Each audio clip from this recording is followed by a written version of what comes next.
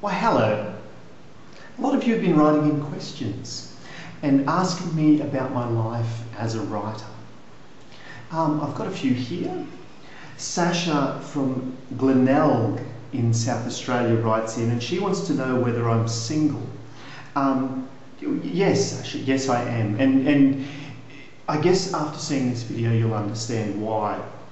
Now, other questions that people have asked is, what exactly do you do in your day, Tim? Thanks, Brian from Sydney. That's a great question. But I thought I would answer it for you, Brian. It's important as a writer that you try and treat your work as you would in any other job, to try and take it professionally and those kind of things. So where I'm sitting here, this is like my office, if you can imagine. It's like my office, just as I would be in any other office setting. I like to get up in the morning, so it might be 11, it might be 10:30. I like to have a normal kind of start to the day.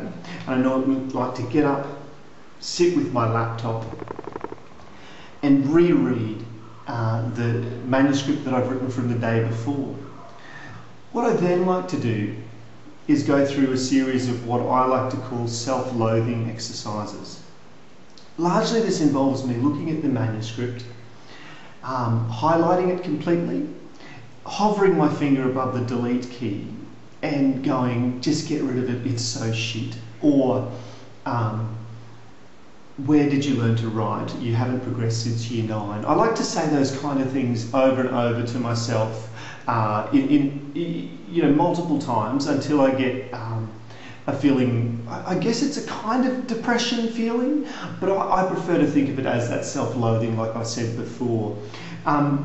What I'll then do normally after I've reread the manuscript, I've gone through that self-loathing exercise, is I'll normally get up and try and clear the air a little bit. I'll just take you around my house a bit and show you, where the next stage goes. So this is my house here. This is my veranda where the monkeys come. This is, I guess, the living area where, if I get bored or something like that, sometimes I'll get on and watch a little bit of Indian TV even, which is quite interesting, although I don't understand the language, but I do understand a lot of the costumes. A lot of that stuff is universal, especially the guy who wears like a black and white sort of feathered outfit. Now, this is the spare bedroom. I don't do a lot of things in here, but after the self-loathing, I like to come into my own room. You can see it's dark. I really recommend that. A dark room is a really good place to go after you've encountered that sort of self-loathing. I like to sometimes lie on my bed with a pillow on my head. Sometimes there's tears, but most of the time it's just that sort of numb feeling. Now, if we go back to the corner over here, this is another place that I like to come. Often it involves the fetal position, a lot of rocking back and forth, those kind of things. Sometimes I might call out to my mother. Of course, she's not here, but I mean, it just seems to fit when you're in that kind of mode. So I generally do that for maybe an hour and a half, depending on how bad I do think the manuscript is that I've written from the day before.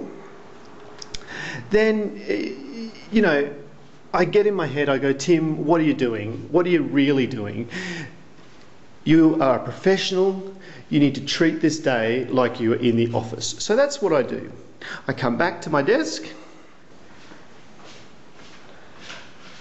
I sit down in front of my laptop and I treat it just like I would at the office. Mostly that involves a lot of YouTube, sometimes just looking for humorous things that I could post on Twitter or Facebook.